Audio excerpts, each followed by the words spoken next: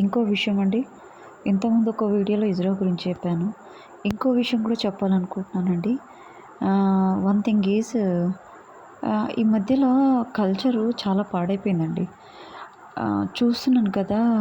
అబ్బాయిలతోటి ఉండడము, అమ్మాయిలతోటి ఉండడము.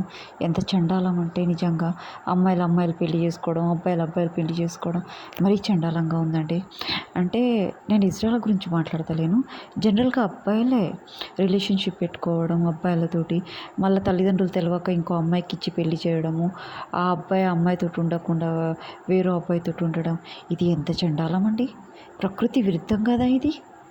ఎంత నాశనం అండి. సర్వనాశనానికే వచ్చిందా ఇది. దీన్నే అంటారా కలికాలం చెప్పండి. ఈ ఈ అప్పట్లో వాళ్ళు పెద్దవాళ్ళు కొన్ని రిస్ట్రిక్షన్స్ పెట్టేవారు. కొన్ని కాదు చాలానే పెట్టేవాళ్ళు. అది చాగస్తామన్నారు. ఇవన్నీ కాకూడదనే పెట్టారండి.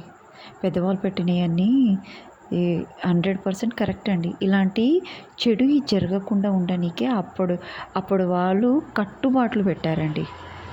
అవి మనము తప్పు అర్థం చేసుకున్నాం కానీ ఇప్పుడు ఆలోచించండి ఆ కట్టుబాట్లు ఎందుకు పెట్టారో అన్నది.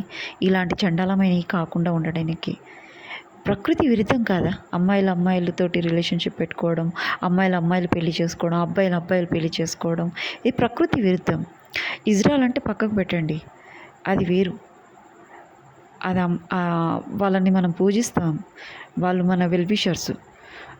వాళ్ళు చేసుకోవడానికి కారణం అంటే వీళ్ళు అసహ్యంగా ప్రవర్తించడం వల్ల వాళ్ళ ఈ స్టేజ్కి వచ్చి. అంతకుముందు చేసుకునే వాళ్ళ ఇజ్రాయెల్ ఎవరైనా పెళ్ళి వాళ్ళ దేవుడిని చేసుకునేవాళ్ళు, అవునా కదా? ఇప్పుడు వాళ్ళు చేయరండి. వాళ్ళు కూడా అర్థం చేసుకుంటారు.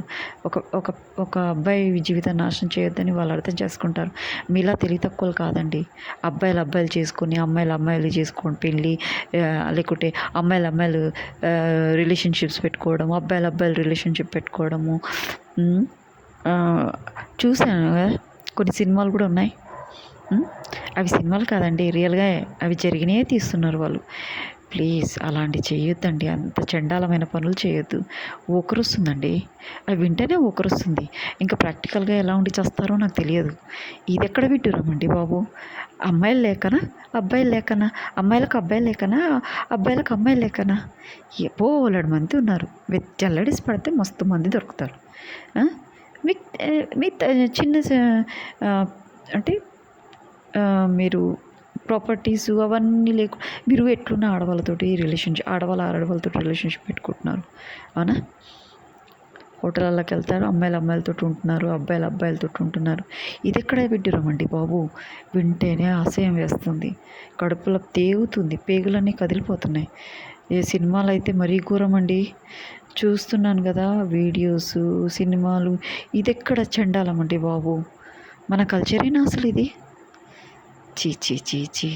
మళ్ళా దరిద్రం ఏంటంటే వాళ్ళు అలాంటి రిలేషన్షిప్స్ ఉన్నాయని కూడా తెలియదు. ఒక అమ్మాయి బ్లైండ్గా వచ్చి వాడు పెళ్లి చేసుకుంటుంది, వాడు ఇంకో అబ్బాయితో ఉంటాడు. దాని జీవితం ఎంత నరకమండి. అబ్బో, పిచ్చోళ్ళు అయి చచ్చిపోయిన వాళ్ళు కూడా ఉన్నారు. సినిమాలు కూడా తీశారండి.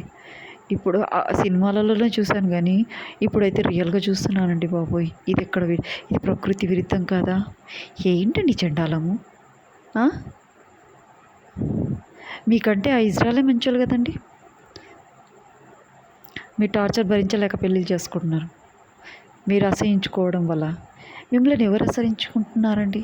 అమ్మాయి ఫీలింగ్స్ ఉన్నాయి, అన్నీ ఉన్నాయి, తత్వం ఉంది మీకు. మీకంటే ఇజ్రాయలే నయం కదండి. వాళ్ళే మంచివాళ్ళు కదా. వాళ్ళ గోటి కింది కూడా మీరు పనికిరారండి. అమ్మాయిలు రిలేషన్షిప్, అబ్బాయిలు రిలేషన్షిప్ పెట్టుకున్న వాళ్ళు నిజంగా చెప్తున్నాను, వాళ్ళ గోటి కిందికి కూడా పనికిరారు. చండాలం వ్యక్తులు వీరు. సొసైటీలో ఏమంటారు, చిచి అసహ్యం వేస్తుందండి చెప్పాలంటేనే. వీళ్ళంత దరిద్రులు ఇంకెవ్వరు లేరండి. ప్రకృతిని పాడు చేస్తున్నారండి. ఎక్కడ విడ్డూరమండి ఇది. ఏమని అబాబాబా. చిచి. తల్లిదండ్రులకు గోసని, చేసుకున్న దానికి గోసని, వాళ్ళ ఉన్న రిలేటివ్స్కి గోసని. ఎక్కడండి ఇది? ఎక్కడ పోతుంది మనది? ఎంత డెవలప్ అవుతున్నామా అన్నది కాదండి, మనం ఎంత మంచిగా ఉన్నామా అన్నది ఇంపార్టెంట్. అందుకే అడ్డమైన క్యాన్సర్లు, అడ్డమైన రోగాలు వస్తున్నాయి మనకి. విచిత్రమైన రోగాలు వస్తున్నాయి. ఇంకా రావంటే ఎందుకు రావండి? చిచ్చి. Thank you viewers. ఇలాంటివి ఉంటే మీరు అక్కడే ఖండించేసేయండి. Thank you to everyone.